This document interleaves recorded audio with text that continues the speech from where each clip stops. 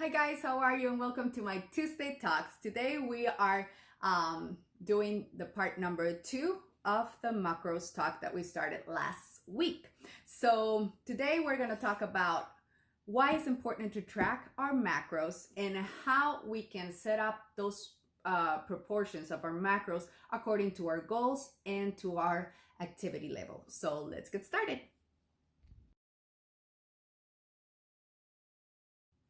Okay, so why is important to track our macros? So when we start trying to figure out how to eat to achieve our goals, we go basically first about our calories, how many calories we are going to eat during the day. But more important than the quantity of calories is the quality of those calories, because we can, if we use our calories, let's say we have 1600 calories a day and we eat a burger for lunch and we eat a pizza for a couple slices of pizza and we do whatever for breakfast, and that's 1600 calories. We're doing our goal in calories, but are those the macros that are gonna make us achieve our goals? Probably not. There's probably gonna be the proportion is going to be 60% fat and 30% carbs and a little bit of protein. Probably that's how it's going to look. So those proportions are the ones that are going to get us through achieving our goals. So that's why it's so important to keep track of how many carbs, how much protein, and how much fat we put in our diet. So I made a little graph that we're going to look at so we can have a better idea, a clearer idea of how to distribute those macros. So let's take a look at it. So here is this little graph that we can look at the macros according to our goals and activity. So if we have our carbohydrates, so we have our different goals. Either can be maintenance, weight loss, or muscle gain. So the less active we are, the less our carbs are going to be. The less we're going to need of our carbs. And the more active we are, the more carbs, the more we're going to need. So let's say for maintenance. So the range that we are going to want, if we're we just, we work out 30 minutes, an hour a day, and it's moderate workout, maybe 3 times a week. So it's for general fitness, our range of carbs is going to be between 40% and 55%. That is the equivalent, 55% is 5 grams per kilogram of body weight.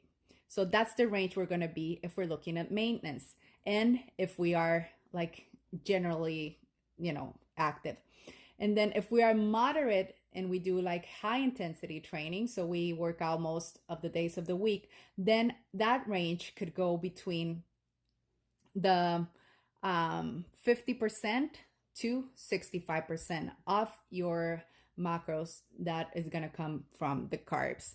So if we're looking at weight loss, so then we reduce our carbs. So the carb range is going to be between 30% to 45%. So if you're less active, then probably you're going to be more closer to the 35% of carbs. If you're a little bit more active, then you're probably in the range of the 40 to the 45%.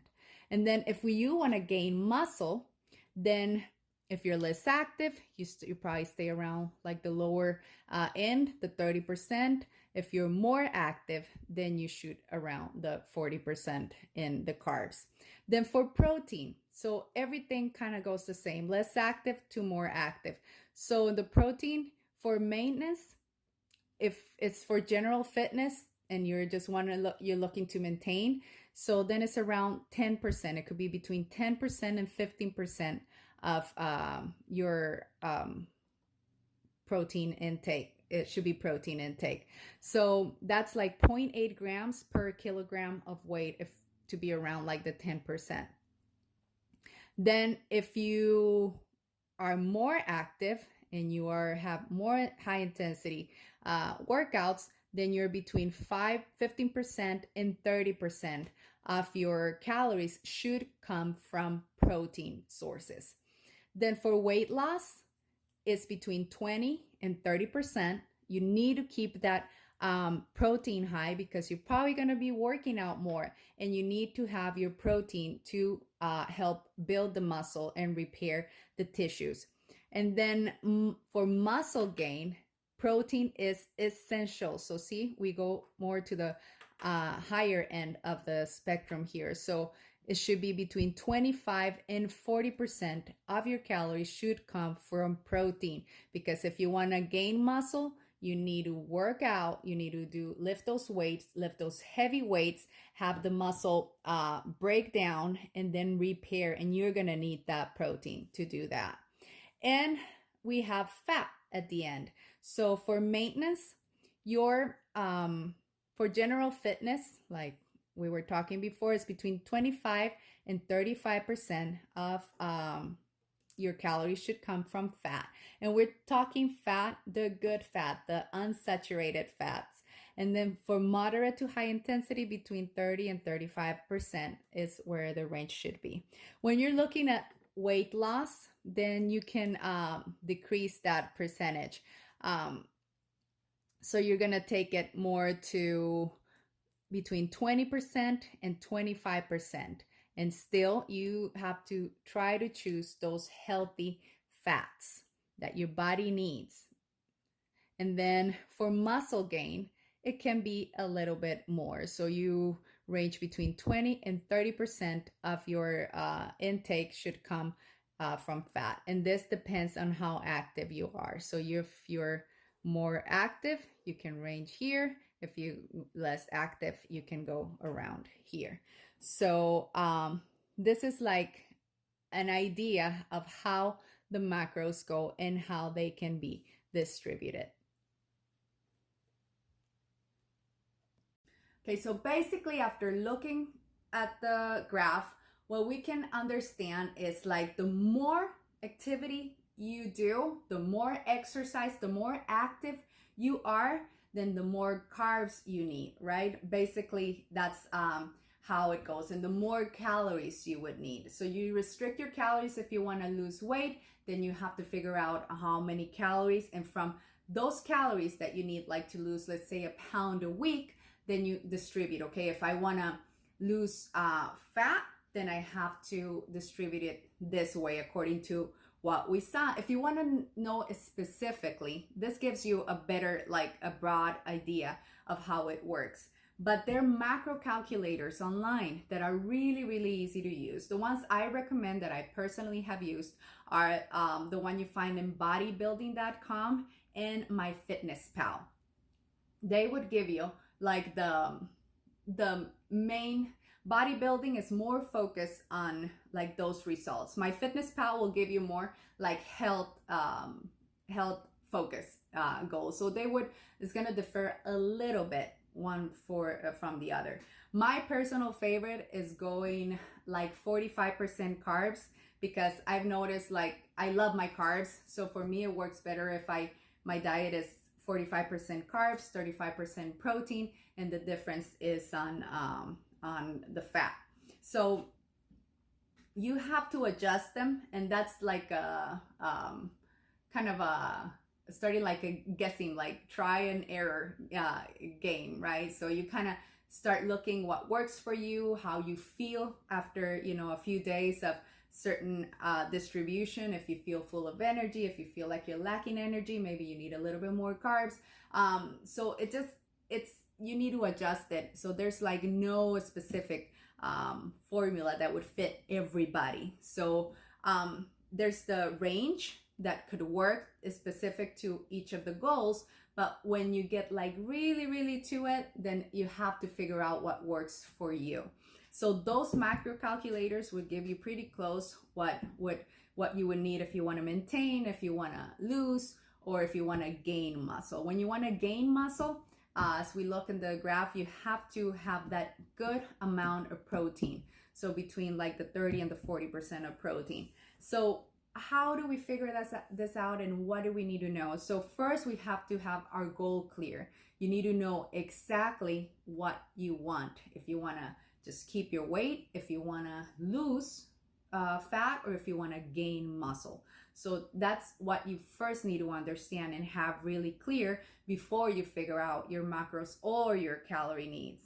Then you have to figure out your resting metabolic rate, and that you can find that calculator too online. It's going to tell you how many calories you burn a day just resting, just without doing any activity, how many calories your body will burn.